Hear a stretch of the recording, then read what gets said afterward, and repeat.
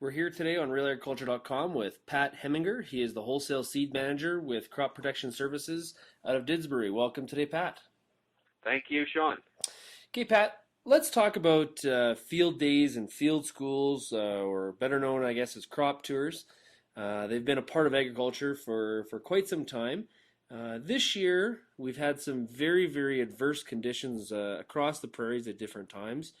I've heard a couple different farmers comment to me that, the last thing I want to do is, walk in a field and see more crops. I'm tired of walking fields based on some of the bad conditions in some of the farmers' fields. So, but really, as we talked, that may not necessarily be the best way to approach things. What do you think about that?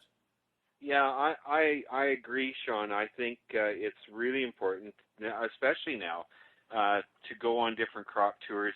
You're seeing different things under different conditions. Some conditions you may never have seen before. You can see what fertility is doing. You can see different diseases in crops that may have popped up this year. Fusarium is now, we're talking about fusarium a little bit more. And, in my business, I like to get out to about 3 or 4 different crop tours just to see what's out there and see what guys are doing. I guess, and are we still approaching the crop tour in the same fashion? Like, is it? I remember, being a kid and going to crop tours, and it was kind of a field day, and then maybe a small lunch or maybe a golf in the afternoon. Are crop tours changing? Are they getting bigger? Are they getting smaller? Or what is some of the feedback?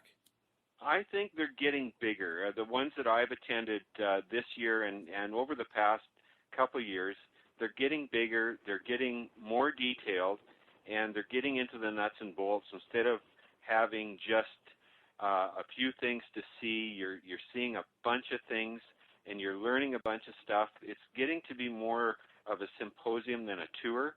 It's not like your backyard, neighborhood tour where you see maybe 10 or 12 varieties of cereals, for instance. And now you're going to tours and you're learning a whole bunch more. You're meeting different people from different parts of the province, and you're getting to talk to them about different problems that are occurring everywhere. Right, and I guess I've heard different people talk about it. It's becoming more and more difficult to get farmers to attend tours. Is that why kind of they're changing? I think so. I think so. If in our crop tour that we're holding here next week, we're trying to get. It's always tough to get a farmer out. I mean, we're running into haying season. I don't wish anybody bad luck with the haying, but I think it's important that you take at least a couple hours out of your day and see what's out there. You're just seeing a whole bunch more different things. So as CPS is having a big crop tour next week. Before we discuss that, uh, if you could give a farmer some advice, or maybe a young farmer, gives a young farmer some advice on what to get out of a crop tour, or how to approach a crop tour. Is there any specific advice you could give them? I think the advice that I would give a young farmer is to get to know your reps in the area, get to know the different representatives from the different companies. They're a great, great source of information, and they're available to everybody. Uh, when I was farming, and it's just started out farming, that was the thing that I kind of strive for, is to get to know the reps. And if you have any questions, if your local ag outlet couldn't answer that question, or he wasn't too sure, you could always get a hold of the reps. Okay, Pat. So let's talk a little about your guys' CPS's crop tour next week. It's in Didsbury, I believe. Is that correct? Yes, it is just north of the town of Didsbury. Okay, it's a 2-day session. hmm Let's talk a little bit about it. What exactly are you doing over the 2 days?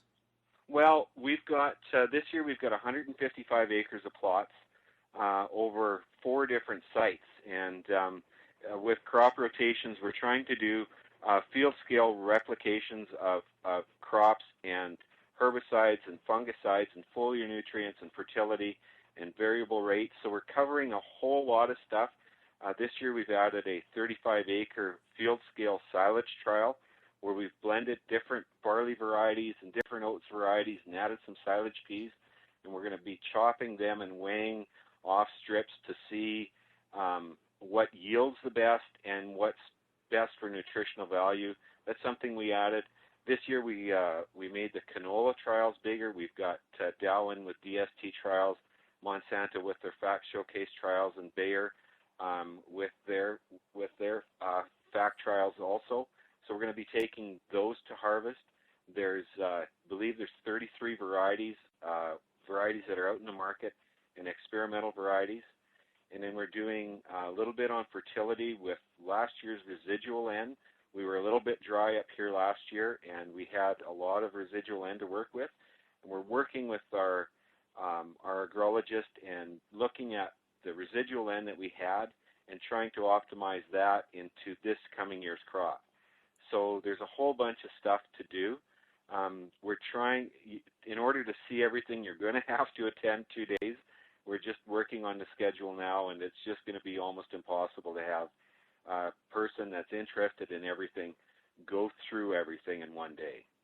So how could, if a farmer is interested in attending your 1 or 2 days of the sessions, they phone Didsbury and register? Yeah, they can call me call me on my cell phone. I can give you that number now, Sean. Sure. It's 403-888-2050, or they can call the office at 403-335-9171. We'd like you to pre-register. It's not something that is required. It just gives us an idea on numbers that are coming each day.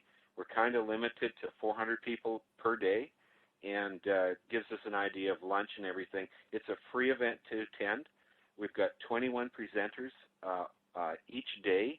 They'll be duplicating their presentations every day. So if you miss something the first day and you want to come up the second day, come on ahead. 21 representatives from different chemical companies and nutritionals and fertility, and it's all going to be in one spot, and that's kind of what makes us unique, is that we've got everybody playing on the same field. Cool. You're going to be looking at herbicides and fungicides and nutritionals side by side, competitors' varieties. It's all in the same field, so that's kind of unique. Okay, Pat, that sounds great. Appreciate you joining us today, and we'll talk to you again soon. Great. Thanks for the time, Sean.